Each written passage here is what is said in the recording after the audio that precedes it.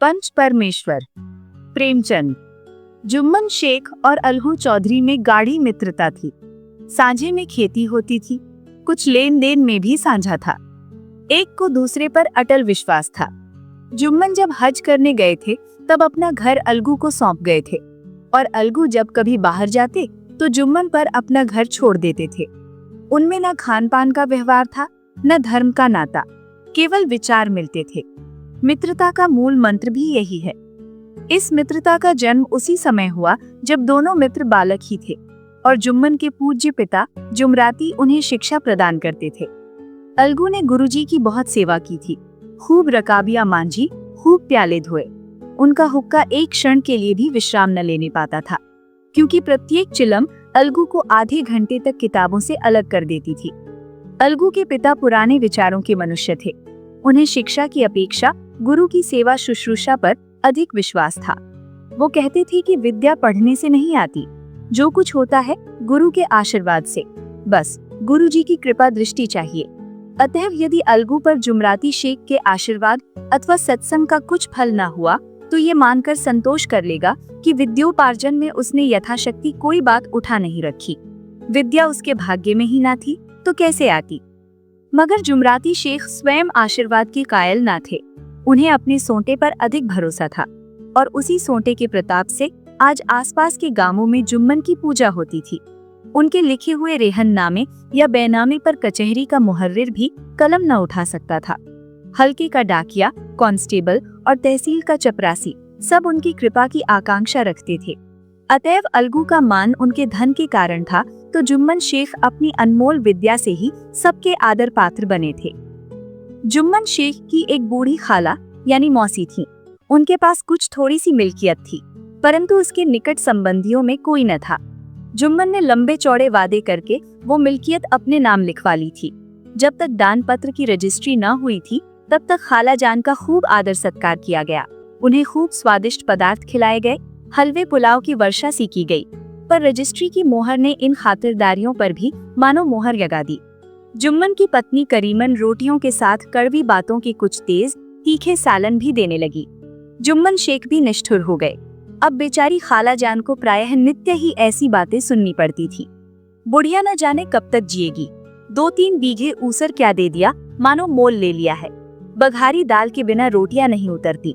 जितना रुपया इसके पेट में झोंक चुके उतने से तो अब तक गांव मोल ले लेते। कुछ दिन खाला जान ने सुना और सहा, पर जब ना सहा गया तब जुम्मन से शिकायत की। जुम्मन ने स्थानीय कर्मचारी गृह स्वामी के प्रबंध में दखल देना उचित न समझा।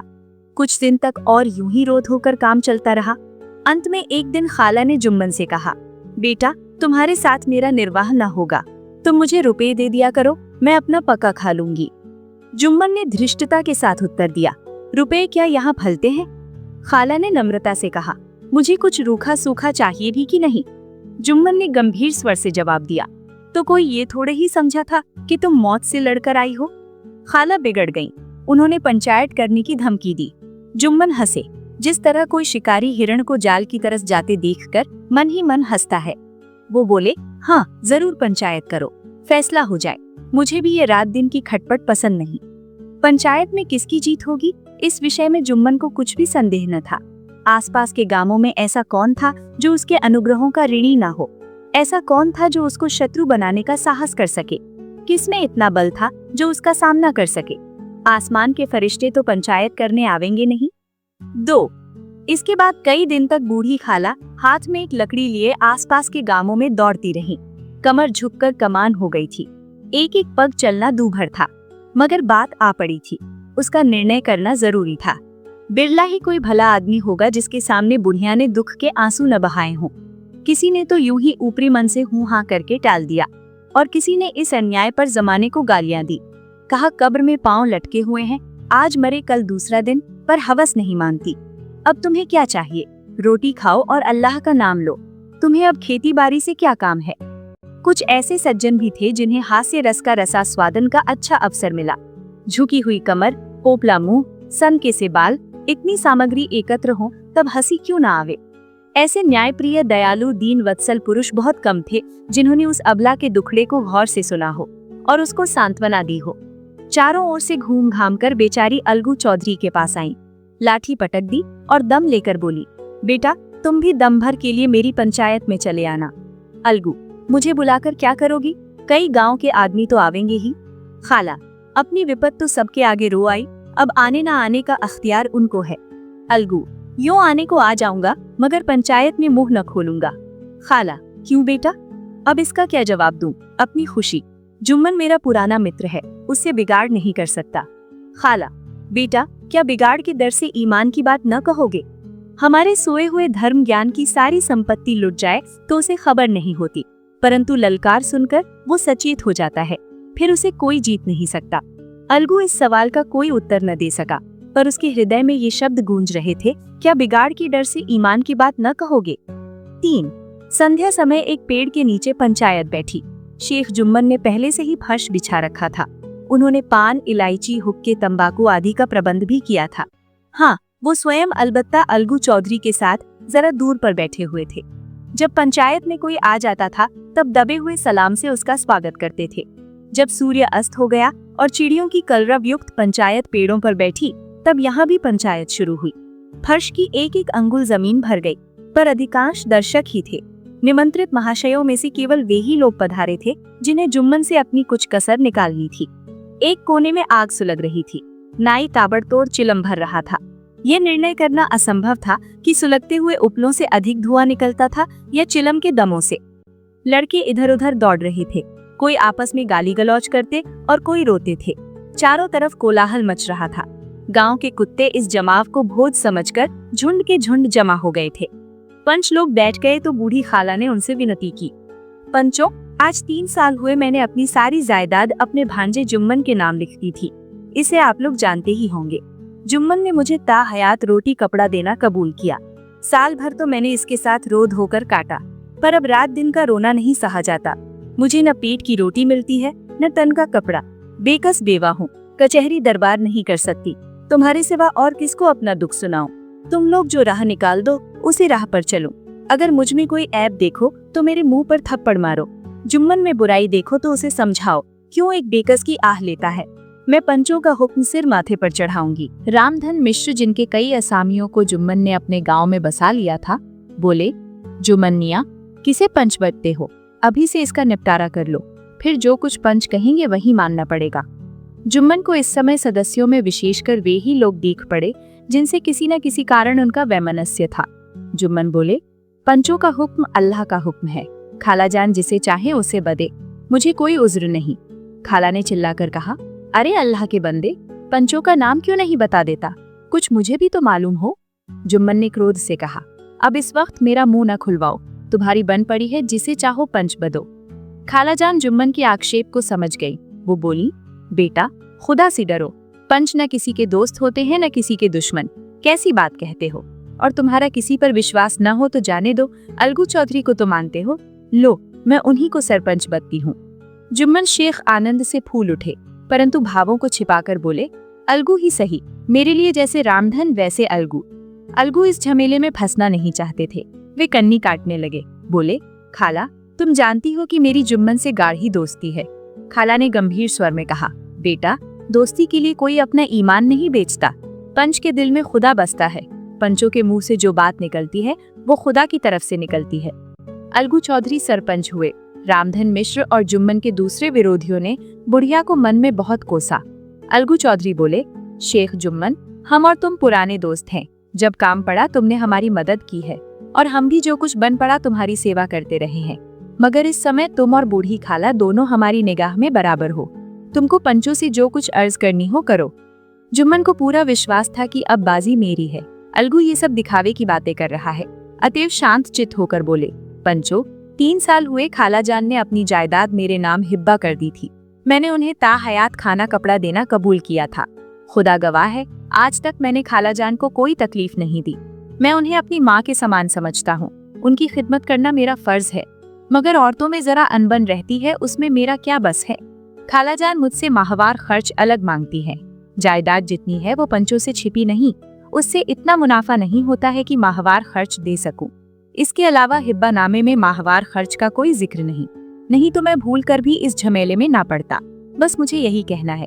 आइंदा पंचों का अख्तियार है, जो फैसला चाहे करें। अलगू चौधरी को हमेशा कचहरी से काम पड़ता था, अतः वो पूरा कानूनी आदमी था। उसने जुम्मन से जिरह शुरू की। एक एक प्रश्न जुम्मन के हृदय पर हथौड़े की चोट की तरह पड़ता था। रामधन मिश्र इन प्रश्नों पर मुग्ध हुए जाते थे। जुम्मन चकित थे कि अलगू को क्या हो गया।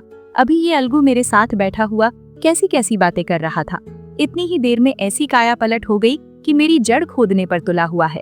न मालूम कब की कसर ये निकाल रहा है। क्या इतने दिनों की दोस्ती कुछ भी काम न आवेगी। जुम्मन शेख तो इसी संकल्प विकल्प में पड़े हुए थे कि इतने में अलगू ने फैसला सुनाया। जुम्मन शेख, पंचों ने इस मामले पर विचार किया। उन्हें ये नीति संगत मालूम होता है कि खानाजान को माहवार खर्च दिया जाए। अच्छे कामों की सिद्धि में बड़ी देर लगती है, पर बुरे कामों की सिद्धि में ये बात नहीं होती। जुम्मन को भी बदला लेने का अवसर जल्द ही मिल गया। पिछले साल अलगू चौधरी बटेसर से बैलों की एक बहुत अच्छी गोई मोल लाए थे। बैल पछाइन जाति के सुंदर बड़े बड़े सींगों वाले थे। महीनों तक आसपास के गांव के लोग दर्शन करते रहे। दैव योग से जुम्मन की पंचायत के 1 महीने के बाद इस जोड़ी का एक बैल मर गया। जुम्मन ने दोस्तों से कहा, ये दगाबाजी की सजा है। इंसान सब्र भले ही कर जाए, पर खुदा नेकोबद सब देखता है। अलगू को संदेह हुआ कि जुम्मन ने बैल को विष दिला दिया है। चौधराइन ने भी जुम्मन पर ही इस दुर्घटना का दोषारोपण किया।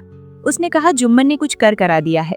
चौधराइन और करीमन में इस विषय पर एक दिन खूब ही वाद विवाद हुआ। दोनों देवियों ने शब्द बाहुल्य की नदी बहा दी। व्यंग्य, वक्रोक्ति, अन्योक्ति और उपमा आदि अलंकारों में बातें हुई। जुम्मन ने किसी तरह शांति स्थापित की। उन्होंने अपनी पत्नी को डांट डपट कर समझा दिया। वो उसे उस रणभूमि से हटा भी ले गए। उधर अलगू चौधरी ने समझाने बुझाने का काम अपने तर्कपूर्ण सोंटे से लिया। अब अकेला बैल किस काम का। उसका जोड़ बहुत ढूंढा गया पर न मिला। निदान ये सलाह ठहरी कि इसे बेच डालना चाहिए। गांव में एक समझू साहू थे। वो इक्का गाड़ी हाँकते थे। गांव के गुड़ घी लाद कर मंडी ले जाते, मंडी से तेल नमक भर लाते और गांव में बेचते। इस बैल पर उनका मन लहराया। उन्होंने सोचा, ये बैल हाथ लगे तो दिन भर में बेखटके 3 खेपे हों। आजकल तो एक ही खेप में लाले पड़े रहते हैं। बैल देखा, गाड़ी में दौड़ाया, बाल भौरी की पहचान कराई, मोल तोल किया और उसे लाकर द्वार पर बांध ही दिया। 1 महीने में दाम चुकाने का वादा ठहरा। चौधरी को भी गर्ज थी ही, घाटे की परवाह न की। समझू साहू ने नया बैल पाया तो लगे उसे रगेदने। वो दिन में 3-3, 4-4 खेपे करने लगे। न चारे की फिक्र थी न पानी की, बस खेपों से काम था। मंडी ले गए, वहाँ कुछ सूखा भूसा सामने डाल दिया। बेचारा जानवर अभी दम भी न लेने पाया था कि फिर जोत दिया। अलगू चौधरी के घर था तो चैन की बंसी बजती थी। बैल राम छठे छमाहे कभी बहली में जोते जाते थे। खूब उछलते कूदते और कोसों तक दौड़ते चले जाते थे। वहाँ बैल राम का रातिब था। साफ पानी, दली हुई अरहर की दाल और भूसे के साथ खली, और यही नहीं, कभी कभी घी का स्वाद भी चखने को मिल जाता था। शाम सवेरे एक आदमी खरहरे करता, पोंछता और सहलाता था। कहाँ वो सुख चैन, कहाँ ये 8 पहर की खपत। महीने भर ही में वो पिस सा गया। इक्के का जुआ देखते ही उसका लहू सूख जाता था। एक एक पग चलना दूभर था। हड्डियां निकल आई थीं, पर था वो पानीदार। मार की बर्दाश्त न थी। एक दिन चौथी खेप में साहू जी ने दूना बोझ लादा। दिन भर का थका जानवर, पैर न उठते थे, पर साहू जी कोढ़े फटकारने लगे।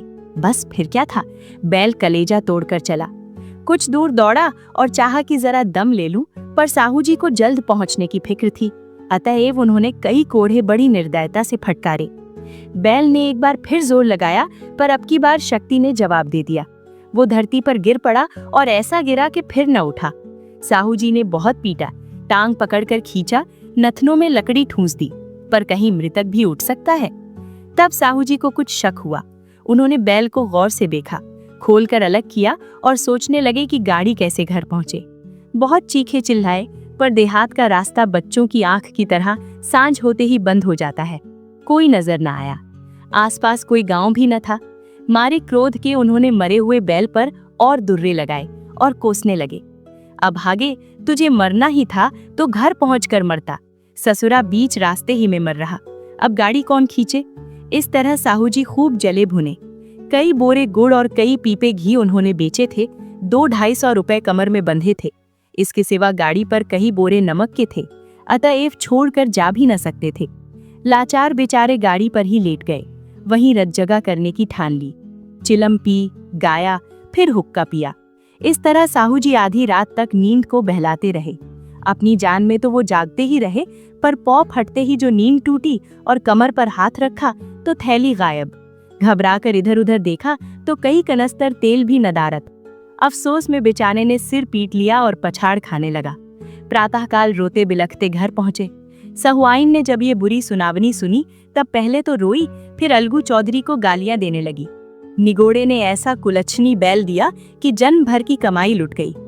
इस घटना को हुए कई महीने बीत गए। अलगू जब अपने बैल के दाम मांगते तब साहू और सहुआइन दोनों ही झल्लाए हुए कुत्ते की तरह चढ़ बैठते और अंड बंड बकने लगते। वाह, यहाँ तो सारे जन्म की कमाई लुट गई, सत्यानाश हो गया, इन्हें दामों की पड़ी है। मुर्दा बैल दिया था, उस पर दाम मांगने चले हैं। आंखों में धूल झोंक दी, सत्यानाशी बैल गले बांध दिया, हमें निरा पोंगा ही समझ लिया है। हम भी बनिए के बच्चे हैं, ऐसे बुद्धू और कहीं होंगे?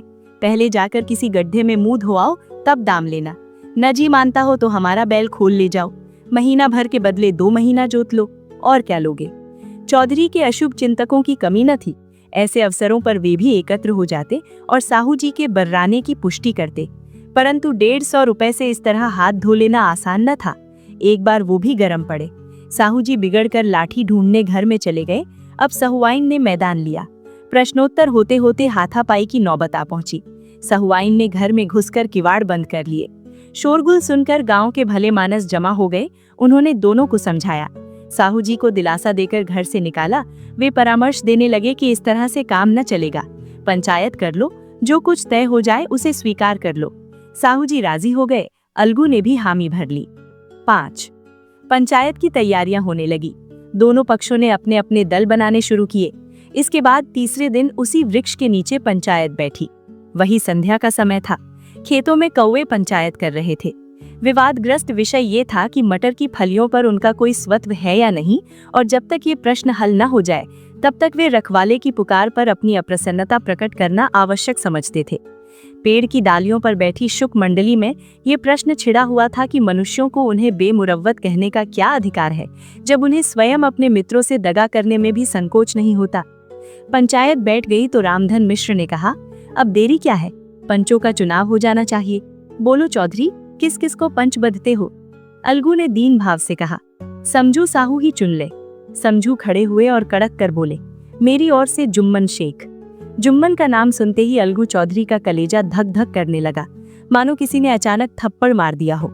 रामधन अलगू के मित्र थे, वे बात को ताड़ गए। पूछा, क्यों चौधरी, तुम्हें कोई उज्र तो नहीं? चौधरी ने निराश होकर कहा, नहीं, मुझे क्या उज्र होगा। 6. अपने उत्तरदायित्व का ज्ञान बहुधा हमारे संकुचित व्यवहारों का सुधारक होता है। जब हम राह भूलकर भटकने लगते हैं तब यही ज्ञान हमारा विश्वसनीय पथ प्रदर्शक बन जाता है। पत्र संपादक अपनी शांति कुटी में बैठा हुआ कितनी धृष्टता और स्वतंत्रता के साथ अपनी प्रबल लेखनी से मंत्रिमंडल पर आक्रमण करता है, परंतु ऐसे अवसर आते हैं जब वो स्वयं मंत्रिमंडल में सम्मिलित होता है। मंडल के भवन में पग धरते ही उसकी लेखनी कितनी मर्मज्ञ, कितनी विचारशील, कितनी न्यायपरायण हो जाती है। इसका कारण उत्तरदायित्व का ज्ञान है।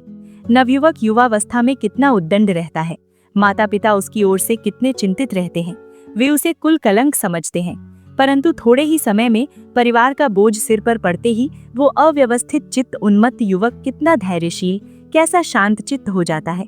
ये भी उत्तरदायित्व के ज्ञान का फल है। जुम्मन शेख के मन में भी सरपंच का उच्च स्थान ग्रहण करते ही अपनी जिम्मेदारी का भाव पैदा हुआ। उसने सोचा, मैं इस वक्त न्याय और धर्म के सर्वोच्च आसन पर बैठा हूँ।